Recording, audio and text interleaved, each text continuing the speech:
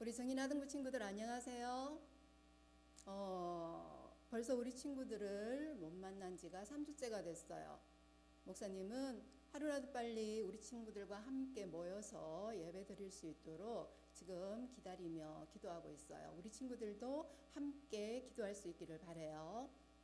자, 그러면 오늘은 목사님 먼저 우리 친구들에게 질문을 하면서 오늘 말씀을 시작할 거예요.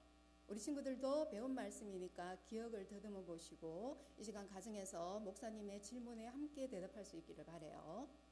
자, 질문합니다. 요즘 우리는 정인교회에 모여서 예배드리지는 못하고 있어요. 그러면 여기서 질문합니다. 자, 우리 친구들, 교회가 무엇일까요? 교회가 무엇일까요? 물론 눈에 보이는 교회도 교회지만 교회의 원뜻을 목사님이 우리 친구들에게 이야기한 적이 있어요. 교회는 구원받은 우리 한 사람 한 사람이 모인 것이 바로 교회라고 그랬어요. 자, 그러면 이렇게 한 사람, 구원받은 우리 친구들, 구원받은 모든 하나님의 자녀들 한 사람 한 사람이 모임인 이 교회에서 하는 일이 무엇일까요? 교회에서 하는 제일 중요한 일이 무엇일까요? 아마 이 시간 각 가정에 있는 우리 친구들은 다 바르게 대답을 했을 거라고 생각을 해요. 맞아요.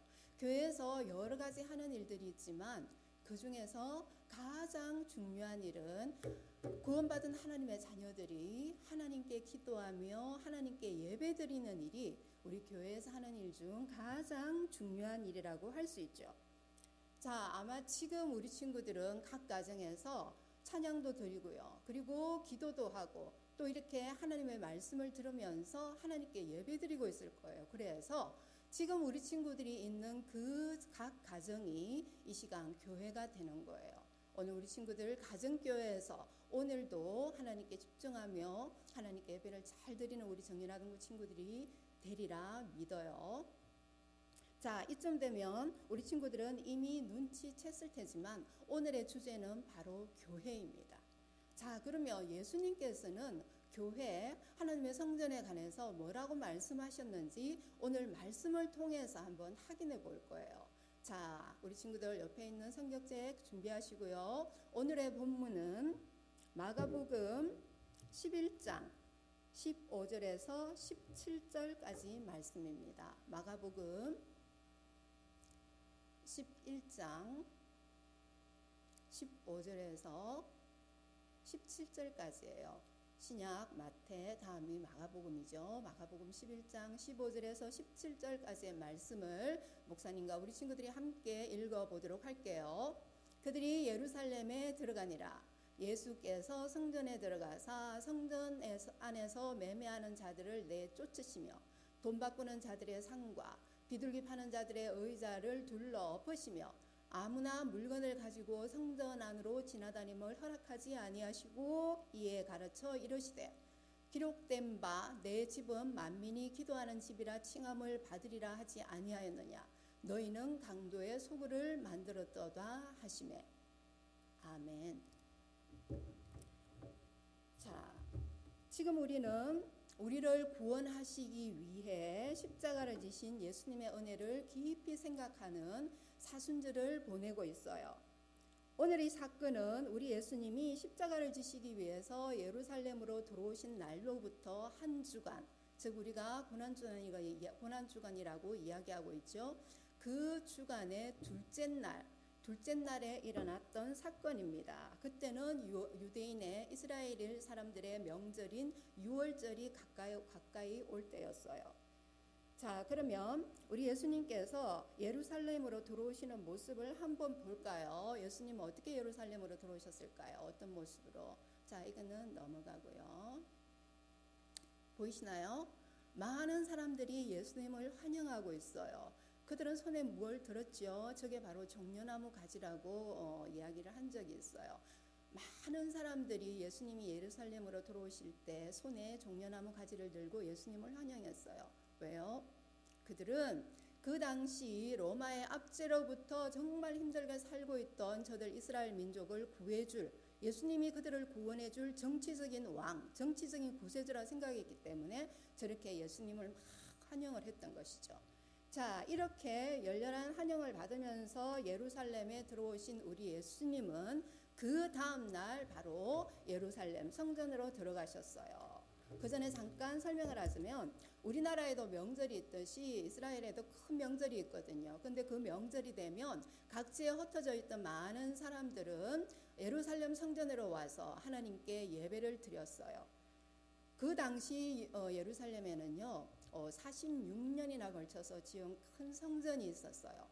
우와, 46년이래요. 46년이나 걸려서 지었으니 얼마나 화려하고 웅장히 있겠어요. 겉에는 거물이 폈다고 그래요. 보기에도 번쩍번쩍 화려한 성전이었어요. 우리 예수님은 그 성전에 들어갔어요. 자, 여기서 다시 한번 질문할게요. 성전이 어떠한 곳이에요? 그래요. 성전은 하나님의 백성들이 하나님을 예배하는 거룩한 곳이에요. 그런데 그 당시 예루살렘 성전은요 이상해요. 들어가면은요 성전에 딱 들어가면 여기저기서 짐승의 울음소리가 들려요. 저쪽에서는 양의 울음소리, 저쪽에서는 소의 울음소리, 또 저기 기퉁에는 장사꾼들이 사람들을 부르는 소리, 또 이쪽에서는 그 당시 성전에서는 따로 쓰는 화폐가 있었기 때문에 그 돈을 바꾸어 주는 사람들도 있었고, 그런 거 하면은 세상에 갇힌 비둘기의 날갯짓 소리도 들려요. 우리 친구들 엄마 따라서 마트 가봤을 거예요. 정신없죠? 예루살렘 성전 안이 꼭 그 마트와 같아요. 어떻게 이런 일이 일어났을까요? 그 당시 이스라엘 율법에 의하면 이스라엘 사람들이 절기가 되어서 하나님께 예배를 드릴 때는요 반드시 예물을 드렸거든요. 그 예물이 무엇이었을까요? 짐승들이에요. 깨끗하고 흠없는 짐승을 하나님께 예물로 드려서 하나님께 제사를 드렸는데, 자, 한번 생각을 해보세요. 예루살렘 성전에 가까운 곳에 사는 사람들은 크게 문제가 없어요. 길이 멀면 그 짐승들이 어떻게 될까요?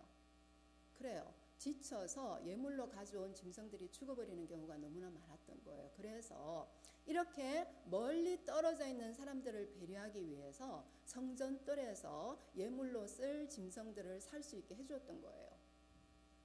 그런데 이렇게 멀리 있는 사람들을 배려하기 위해서 시작된 이것이 나중에는 이상하게 변질이 되어 버렸어요. 가만 보니까 이게 큰 돈을 벌 수 있겠거든요. 오, 이게 돈벌이가 되겠어. 큰 장사가 되겠는데? 이렇게 생각한 장사꾼들이 전국에서 모여들었어요. 그들은 성전을 관리하는 종교 지도자들과 서로 결탁해서 이제 점점 규모가 커지고 급기야는 모든 장사꾼들이 성전뜰을 그냥 점령해버린 거예요. 성전뜰이 그냥 마트로 변해버렸어요. 시장터로 변해버린 거예요. 자, 이러한 성전뜰의 모습을 우리 예수님이 보셨어요. 한번 볼까요? 보이시나요? 여기저기서 장사꾼들이 소리 지르는 소리. 예수님은 이 모습을 보셨어요. 우리 예수님께서 어떻게 하셨을까요?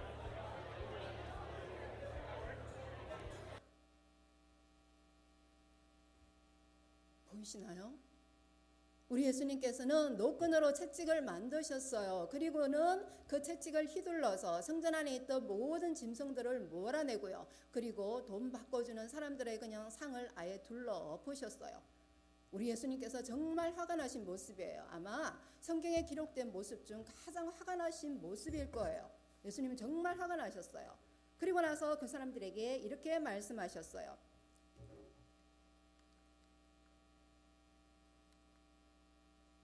보이시죠? 내 집은 만민이 기도하는 집이다. 그런데 너희가 강도의 소굴을 만들었구나.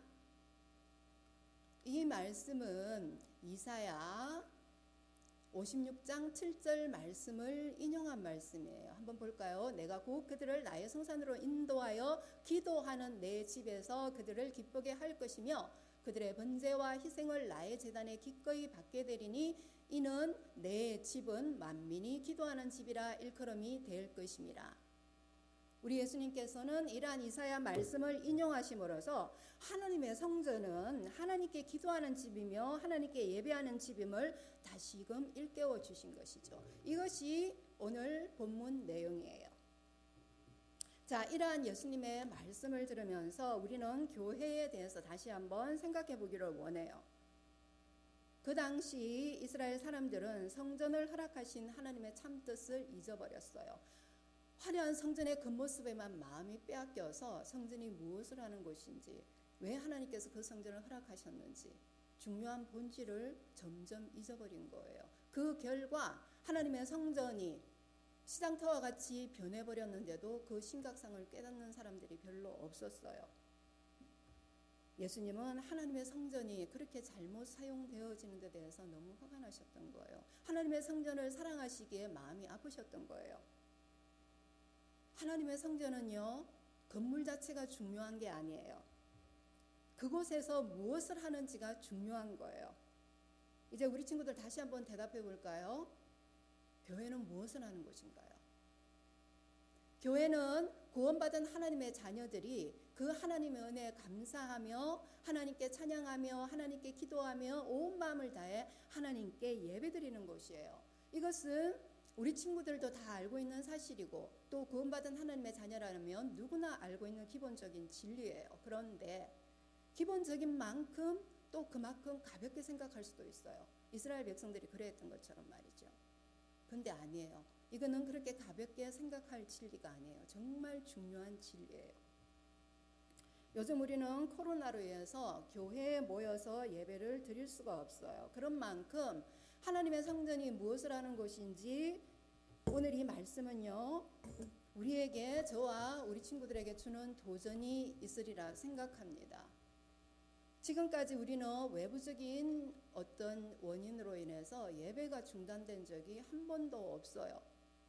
그런데 이렇게 코로나로 인해서 어쩔 수 없이 각 가정에서 영상으로 예배를 드리면서 많은 분들이 그러셔요. 아, 우리가 함께 모여서 예배 드리는 게 정말 감사한 일이구나. 목사님도 그렇게 생각해요.